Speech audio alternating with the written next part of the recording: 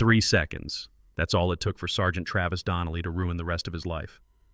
3 seconds between the moment he grabbed a black woman's jacket in a crowded restaurant and the moment he heard the words that would follow him into a federal prison cell. I'm the judge investigating your precinct. Yeah, that happened. And if you had asked Donnelly earlier that night, he would have sworn he owned the streets of Harbor City. It was one of those rainy Friday nights where the sidewalks shine under streetlights like polished glass, the kind of weather that makes people hurry indoors. Inside a steakhouse called the Iron Lantern, though everything felt warm and expensive, dim lighting, leather booths, the smell of grilled meat and bourbon in the air. You could tell right away it was the sort of place where business deals happen quietly and nobody raises their voice unless something goes very wrong. And at a small table near the window sat Danielle Carter, just trying to enjoy a quiet moment. Danielle wasn't flashy. Navy blouse, simple gold watch hair, pulled back, the kind of calm presence that doesn't need attention. Draped over the back of her chair was a charcoal gray blazer, a designer piece worth more than most people's monthly rent. But to her, it wasn't just clothing. It had been a gift from her father years earlier, back when she first became a federal judge. The old man used to say, "Wear it when you need to remember how far you've come." Now, Danielle had come a long way. She grew up on the south side of Harbor City, cramped apartment, single mom working 2 jobs. She studied law like her life depended on it, because it kind of did. And after years of grinding courtroom battles, late nights, she'd become one of the youngest federal judges in the district. But the last 6 months had been something else entirely. She had been quietly overseeing a grand jury investigation into corruption inside the Harbor District Police Department. Extortion, planted evidence, stolen narcotics, civil rights violations, the whole ugly mess. At the top of that file sat one name, Sergeant Travis Donnelly. Now, Donnelly had the reputation of a guy who believed the badge on his chest made him king. Thick neck, loud voice, the kind of cop who walked into a room expecting people to move out of his way.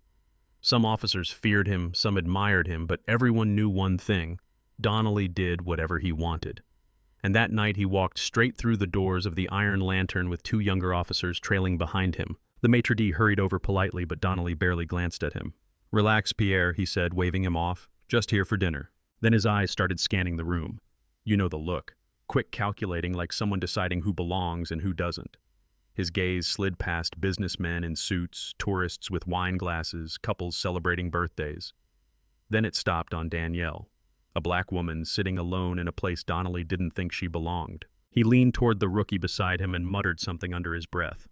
The kid chuckled nervously. Donnelly didn't laugh. Instead, he started walking straight toward Danielle's table. Danielle noticed him coming, of course, but she didn't react. She took a slow sip of sparkling water and set the glass down. The man approached like he owned the building. "Ma'am," he said loudly enough for nearby tables to hear, "we're going to need to see some ID." Danielle looked up calmly. "Is there a reason for that, officer?" Donnelly folded his arms. "We've had reports of a stolen credit card being used nearby." Now that was a lazy lie.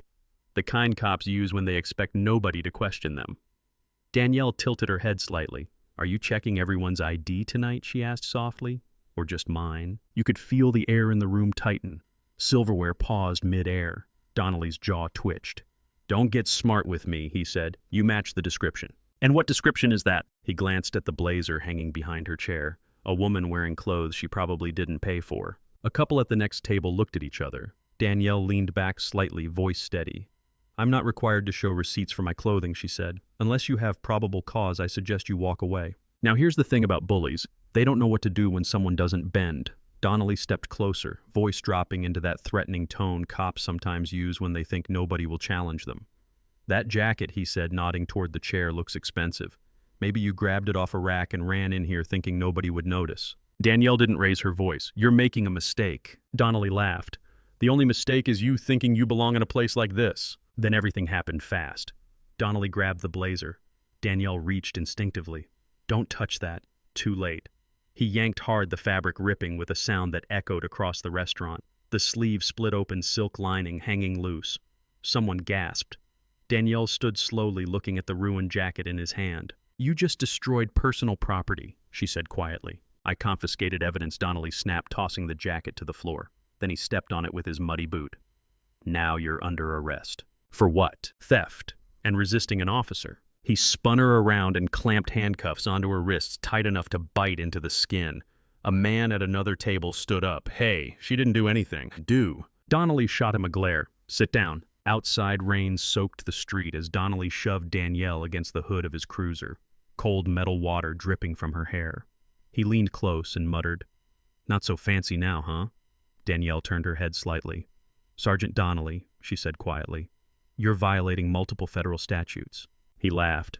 "Lady, you're a Jane Doe until you prove otherwise." And just like that, he shoved her into the back seat and slammed the door. About 40 minutes later, Danielle sat in a holding cell at Harbor District Station, wet blouse clinging to her shoulders, hands folded calmly in her lap. Around her, a teenager cried softly, and two women argued over a phone call. Danielle just watched. She'd spent her career observing people, and right now she was observing everything. Procedures skipped, paperwork rushed, officers acting like rules were optional. 3 hours passed before Donnelly came strolling back with a cup of coffee. He leaned against the bars. "Well, look at that," he said with a smirk. "Princess is still here." Danielle stood slowly. "I'd like to speak to the watch commander." "Busy. Then I'd like my phone call. Phones are down." Another lie. Donnelly sipped his coffee. "Tell you what. Sign a statement saying you stole the jacket and resisted arrest. Maybe I convince the sergeant to let you go." Danielle's tone shifted slightly, almost clinical. "Officer attempting to coerce a false confession in exchange for release," she said, as if dictating to a court reporter. Donnelly slammed his hand against the bars. "You think you're smart?" Danielle stepped closer, voice quiet but steady. "I know about the overtime you claimed while you were actually in a casino across state lines." Donnelly froze. "I know about the narcotics evidence that disappeared from Locker 17. His grip tightened on the bars. "And I know about the cocaine stored in the toolbox of your personal truck." The color drained from his face. "Who the hell are you?" Danielle looked him directly in the eyes. "I'm the federal judge overseeing the grand jury investigation into your precinct." The coffee cup slipped from his hand and shattered on the floor. For a moment, the entire room went silent. Then the front doors burst open. Boots thundered across tile. Voices shouted. "Federal agents, nobody move!" A dozen agents and FBI windbreakers flooded the station.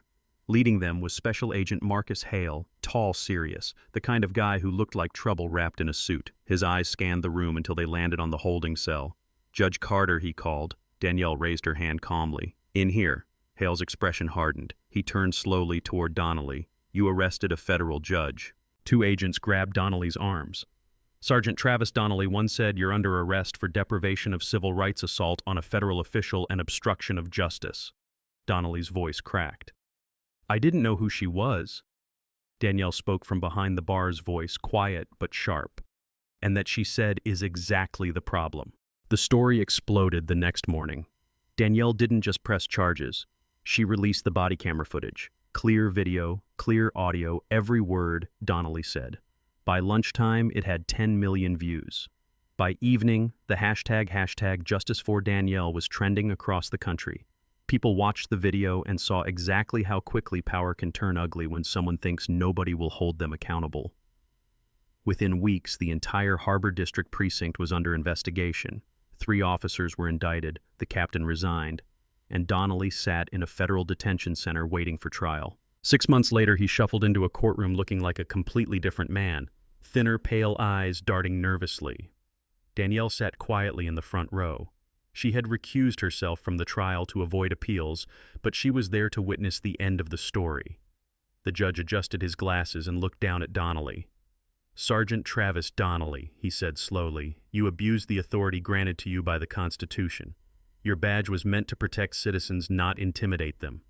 Donnelly stared at the floor. "For racketeering conspiracy, 20 years. For civil rights violations, 10 years. For narcotics trafficking, 10 years. For a moment, hope flickered in Donnelly's eyes. Maybe the sentences would run together. Maybe 20 years total. The judge closed the file. "These sentences will run consecutively." Gasps rippled through the courtroom. 40 years. Donnelly collapsed into his chair. Across the room, Danielle simply watched, expression calm. Because the truth is, this had never been about revenge. It was about accountability. Later that afternoon, Danielle stepped outside the courthouse into the warm sun. A man approached carrying a long box. It was Pierre, the restaurant manager. "We repaired your jacket," he said softly. Inside the box, the blazer looked perfect, again except for one detail.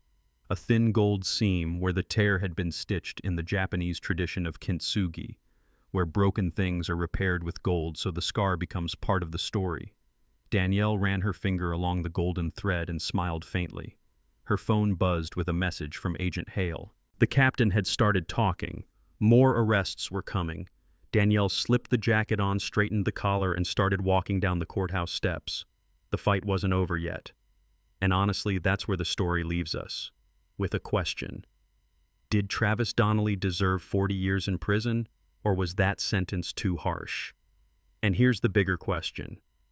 If Danielle Carter had been just another ordinary woman that night, do you think anyone would have listened to her at all? Drop your thoughts in the comments, because stories like this aren't just about one cop or one judge. They're about the kind of justice we want to see in the world, and whether we're brave enough to demand it.